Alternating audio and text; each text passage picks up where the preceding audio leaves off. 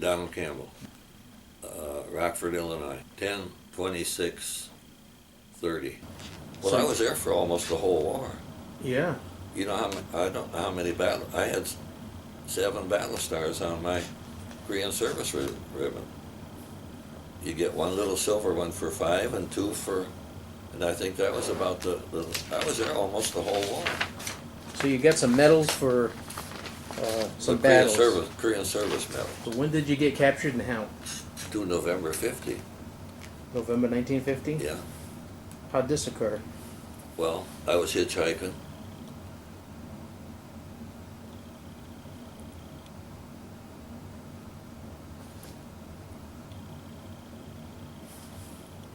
Okay.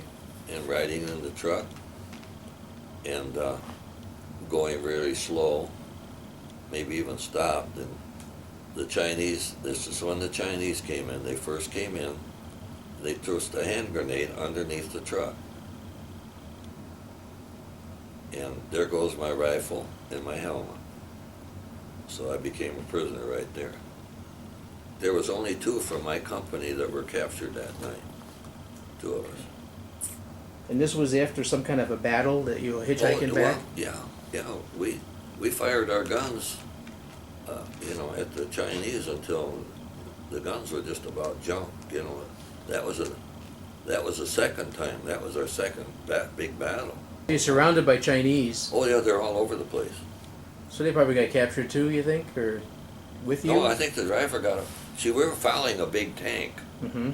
and that tank kept on going. But finally, they hit it with a bazooka, and I remember hitting that tank. It went on for quite a ways, but the tank finally was. But I don't know nothing about these people. Yeah. I'm hitchhiking. I don't know no You one just there. you just got on any vehicle you could to get out of there. Yeah. Well, I would have been. I had a chance to walk out with a couple other guys, but I said, "Well, what the hell? I can get a ride in the truck." Right. So I'm hitting the guys that I said goodbye to from my outfit.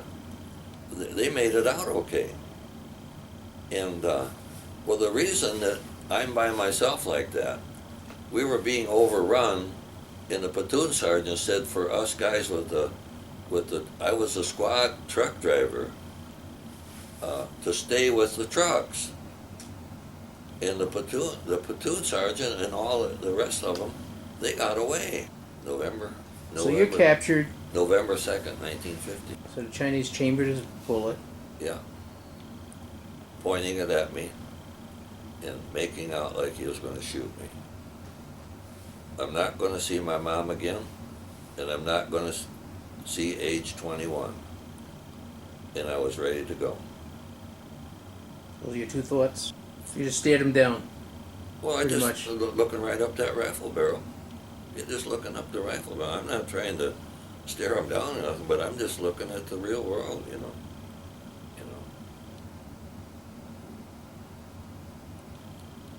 Well, you're still here, so what Yeah. happened? Okay, here comes the B-26 like this. I could see them guys up in there.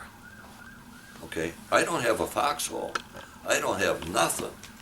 If that thing came back, I'm going to be a goner with the Chinese too. But he never came back. But I could see them guys in that airplane. They were banking and Well, looking like they were coming back. Well, more than likely they knew that they knew enough not to strafe, because they figured that Prisoners. we were prisoners, or this was after this battle. So then we goes to a Korean house, and I'm going to drive a truck that night. That night we're going to go over this hill, the mountain path, and they had me driving a Jeep, and of course Chinese in there. You just driving I around? kept driving the truck until finally, no more driving the truck, and they started marching me north. Now this was between 2 November and Thanksgiving, and this was probably around the 10th or the 15th, give or take, What day again? What? What day was Well, that? it was like, we'll probably say middle November. Middle of November. marching north. And Cold. Well, you had plenty of well, I had clothes. plenty of clothes. That was no problem at all. Okay, the Chinese traveled at night. Yeah, to avoid getting shot with the They jets, traveled right? at night. Okay, this is important. And you kept being brought north, right? Yeah, walking north. March north. And I'm in the middle of the road. It was column Chinese on each side of the road marching south. Solid lines of Chinese every night, hiding in the daytime. Wow. And they were walking south. Yep, and every so often, there would be one Chinese carrying their cooking pots. And everyone had a tube of grain. So they cooked before daylight and after dark. Well, when they're interrogating you, I must have been, I was pretty smart. I thought I was smart, and I for that particular thing. When they ask you a question, you give them an answer. And they'll ask you over and over. Same answer, same answer, same answer, same answer. If you vary off that teeny bit, then you're in a whole bunch of stuff. Yeah, they consider you lying or something. Yeah. So same answer, same answer. I knew that instinctively. Finally, on the end of the thing, do you have a wish? Yes. And I said in this tone of voice, I've told this story so many times. It would be nice to go home.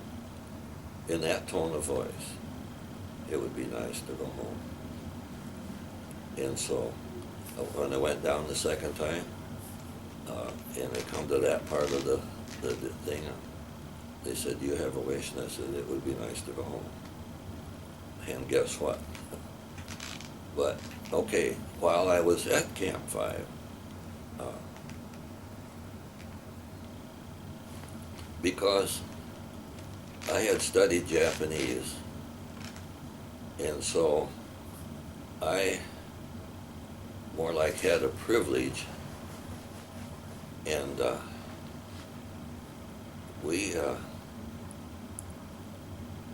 Captain Anderson was our battalion surgeon. Captain Anderson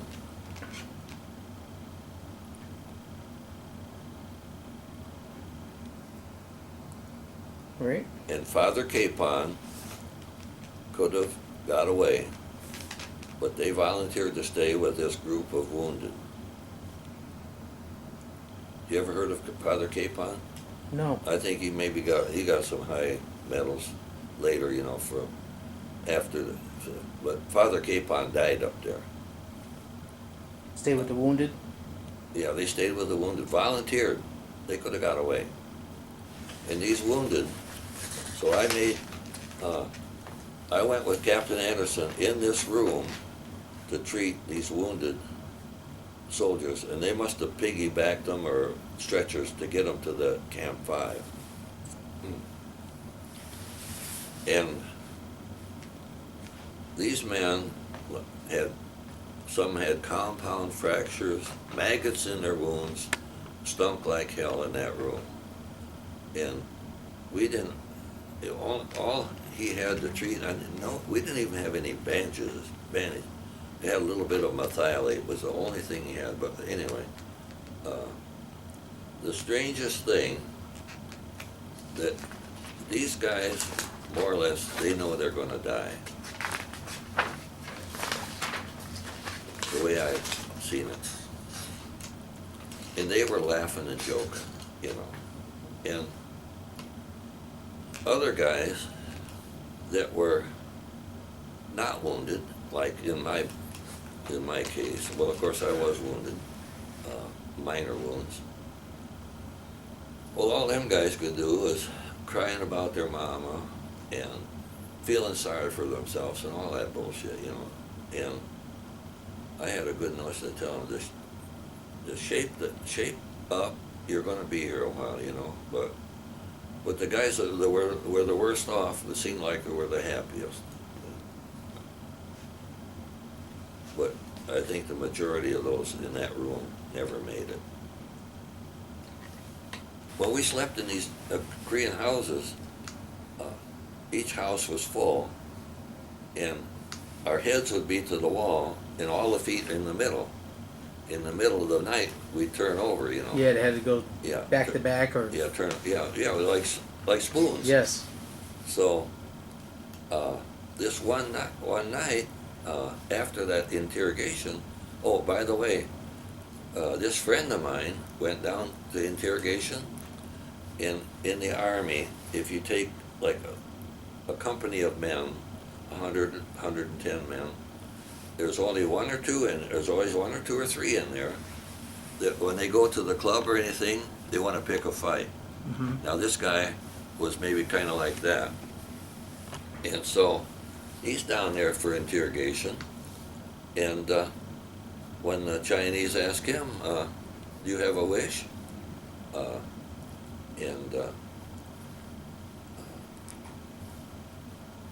I think his name was Harry Gennaro, but anyway, you know what his wish was? He goes, "Ba ba ba ba ba ba." He wanted to blow them all away. Well, wrong answer. What's the most memorable part of Korean War experience you had? Hand grenade under the truck, Hand grenade under the truck. right? And kaboom, helmet, rifle, everything gone. Feel a little numb. So that's what started your POW thing. Yeah, right there. That was Okay. it. Is there any impact from the Korean War that you think about a lot, or just that hand grenade under No, the truck?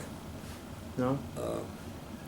Well, I never really had what you call nightmares over it. Okay. You know? No nightmare.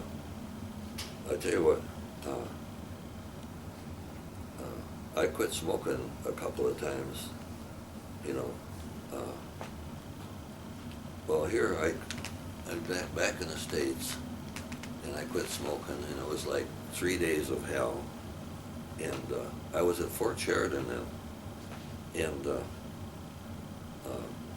I'm a slow eater anyway, and but I was eating in the sergeant's mess, and everybody'd be done eating, and I had just quit smoking, and there was I don't know how many plates of carrot sticks and celery sticks. I ate all of them, you know. But one of the dumbest things I did, I said to myself, if they ever send me back to Korea, I'm going to light up. Okay, I get off the boat in Incheon. This is hurry up and wait. And they give us a box of sea rations and march us down to the train. It was a little ways. There's a pack of Camels in there. And, hey, we sat there, honest to God, we sat there all day and all night. And the train left, and I got off at Yeongdong-po, I think it was the first stop.